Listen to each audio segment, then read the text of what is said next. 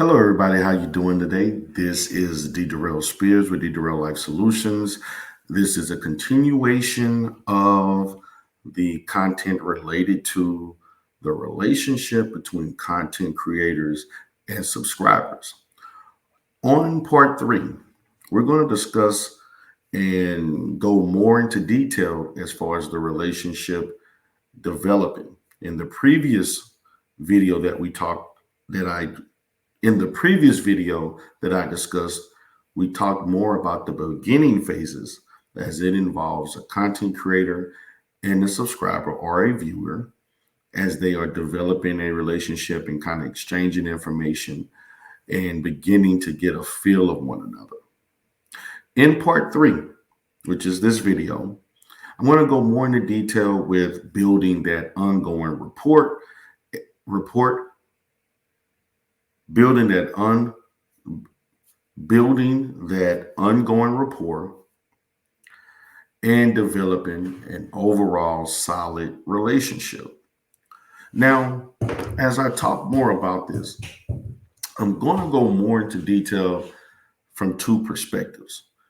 We're going to focus on interchangeably the relationship either being just a solid personal platonic relationship that may be limited to strictly YouTube content or content creation, or the fact that it could become more personable, in which that could be potential romantic relationship, sexual interest, flirting, talking about personal issues that involve one discussing their own personal values, religion, children, family members, a little bit more intimate conversation.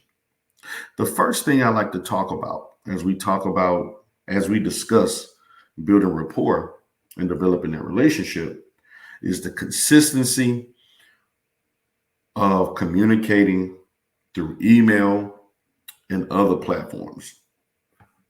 As you all know, in any particular platform, people may use Facebook to communicate. They may use Instagram. They may use other different Snapchat or other different platforms outside of YouTube to communicate if they choose not to use their own cell phone number or some other personal number that they possess. So emailing and using third party or alternative platforms is very vital in that building of the relationship. I also want to caution you all as we go further. We definitely want to discuss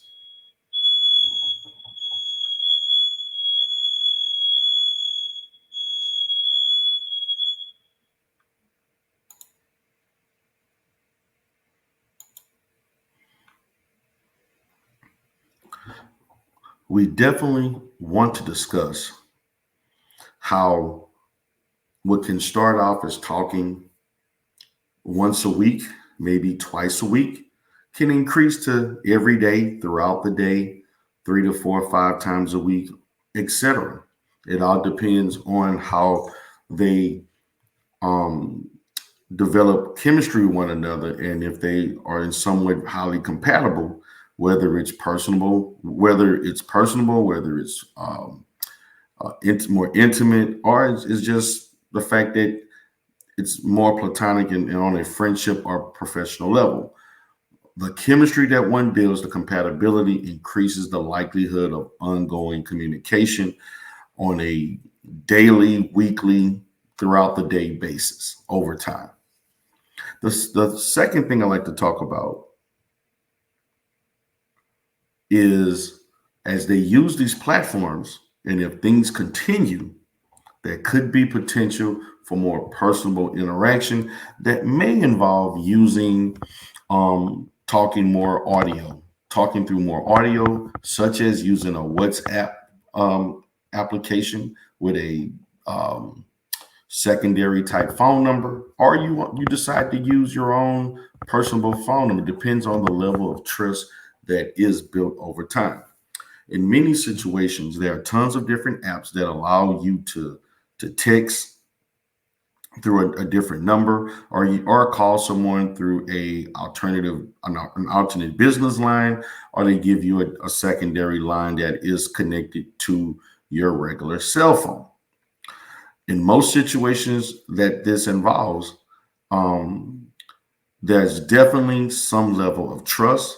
There's definitely a high level of interest, depending on wherever that um, relationship is building, where you feel a connection with that person, whether it's the viewer giving this information to the content creator, or the content creator trusting the viewer or the subscriber and allowing themselves to break down some of those barriers so that the person becomes closer and closer.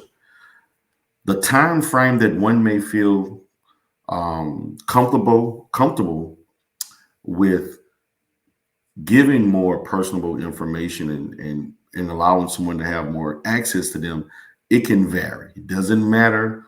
Some people may talk to someone for a week or two. Some may take months. Some may even take a year or so where they decide to give this information. It can vary based on the person. It could vary based on the trust and how someone feels and how much that person may value you. I also would like to keep in mind that as a content creator, most content creators are very selective with giving out their personal information. There's levels to this. There's some people that they may only give their email, their content creator email, business email. Some may allow them to go on their Instagram or their Facebook, Snapchat, or what have you to communicate. And then there's those that were of the utmost value. They may use cell phone numbers or an alternative phone line where you can communicate with them or talk in text. And it all varies from content creator and subscriber who they feel comfortable enough to give that information so that you can continue to communicate long term. The third thing, we want to talk more about the ongoing communication, the consistency of that communication, which is determined based on the compatibility between the subscriber and the content creator. Depends on um, the lengthy communication, whether or not it's 10-minute phone calls, text messages, certain times of the day, hour-long phone calls, or it basically happens esoterically, a need for one to want to communicate with the other. I also want to preface that as we get into the middle stages of building rapport, that parasocial relationship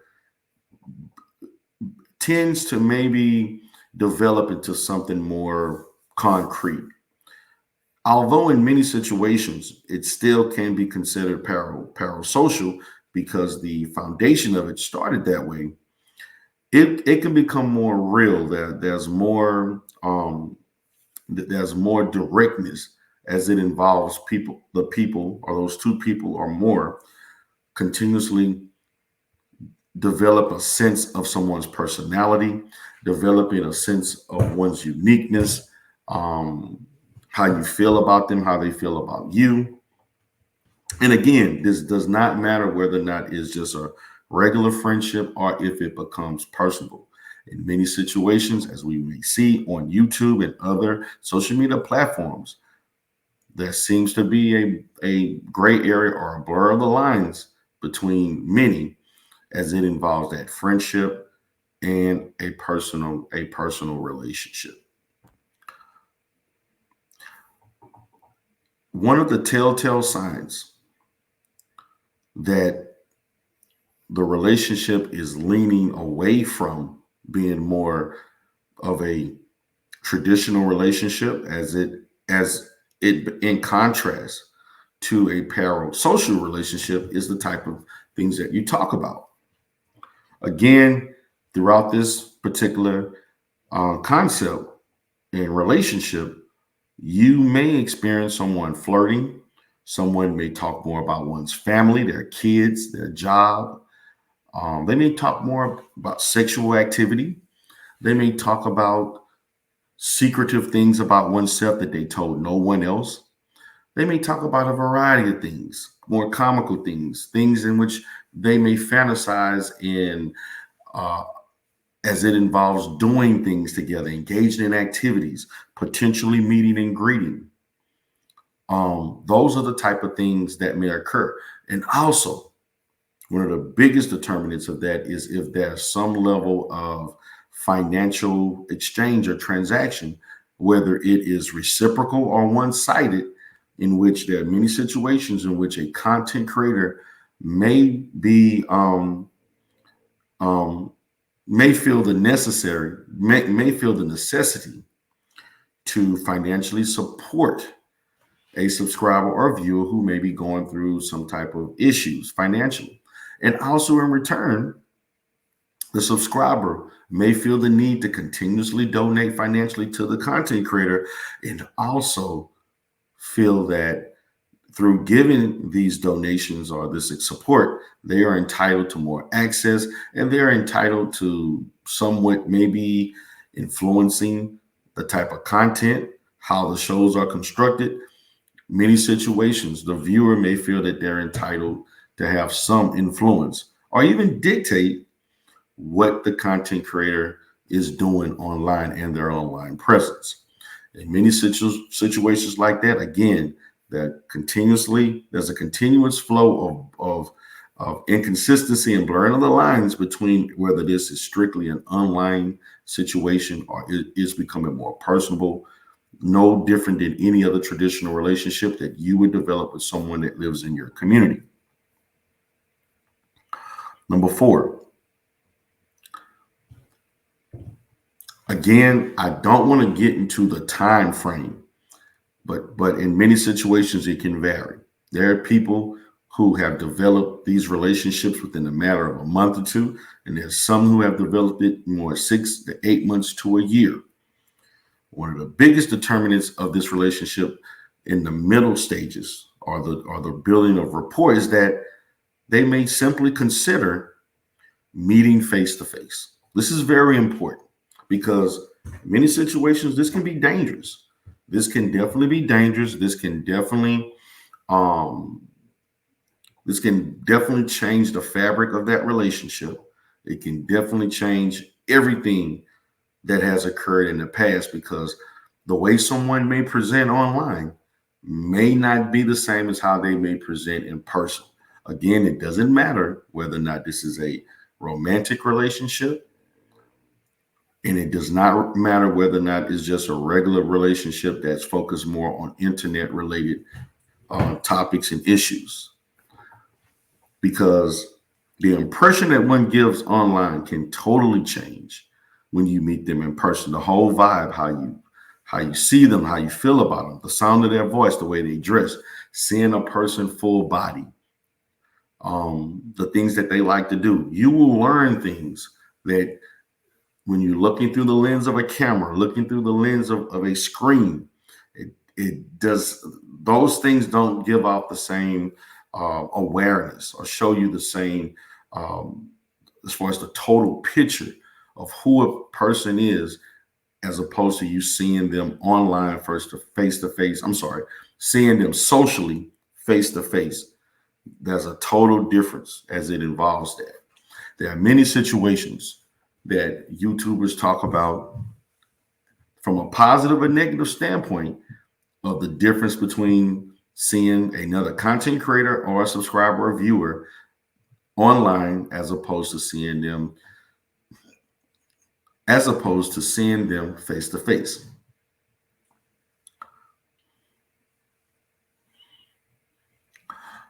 Also, another platform or another option is to maybe continuously see them face to face online, such as virtual meetings using Zoom, using any other third party, even your StreamYard. You can see people and talk to them as if they're right there with you.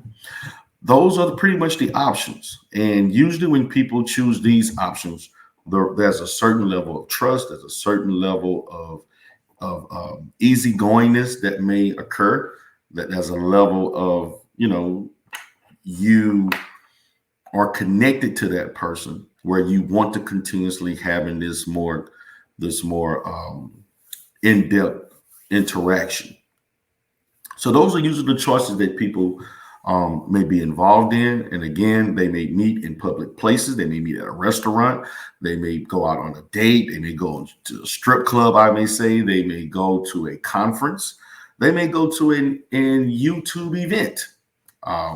There's a variety of things that we have known content creators and subscribers or viewers meeting and linking up with one another.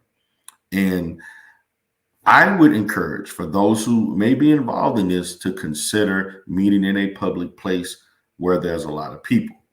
It can be very dangerous for you to meet someone, I would say, at your house or at their house where it's more confined to you and that person. That, again, it's up to you as an adult to vet what would be appropriate for you. I can't tell a grown person what they can and cannot do, but what I can propose is safety and awareness, and in vetting that person, whether or not you feel that it's safe and you're comfortable enough to meet them in more, private environments. The last thing I want to talk about is through all of that involves from the email to the text messaging to the phone calls to possibly meeting and greeting using secondary phone numbers, meeting face to face, going do things, activities, meeting at a particular spot.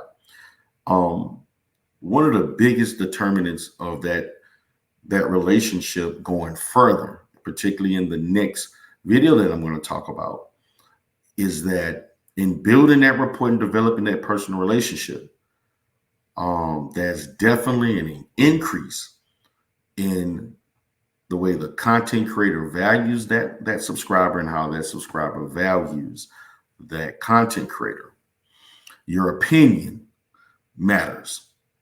That could be potential issues of conflict that may occur, arguing, a display of over-the-top emotion about things that they disagree about and make up from it, apologize for doing certain things, viewing certain things as far as how they operate online. That could be a sense of jealousy. That could be a sense of possessiveness. That could be a sense of one having, as a viewer, feeling entitled to dictate certain things. In many situations, a person may have a mod stick in which they can manage and, time people out, block people. And there is, definitely evidence of people misusing those powers that a content creator gives them. And in many situations, particularly in content creation, if they have that connection with that person, they give them they assume those powers online. There could be some conflicts or discussions offline about how they're operating on their platform. I've seen this many times in various different sectors in which someone trusted a person with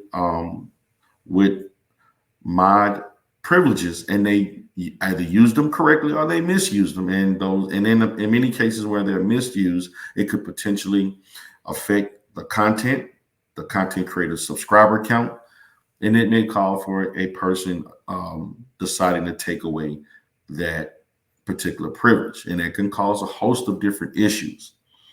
So within this part three, again, we're focusing on building rapport. Again, we're talking about building that overall relationship and allowing someone to have deeper and more intimate access to you as it involves your day-to-day life, and that awareness with one another, and allowing yourself, letting your hair down, letting out your defenses, and having more of a connection to allow people to know more personal things about you that you wouldn't share with anybody else. So once again, guys, I thank you for coming in. This is D. Darrell Spears with D. Darrell Life Solutions. Have a great day.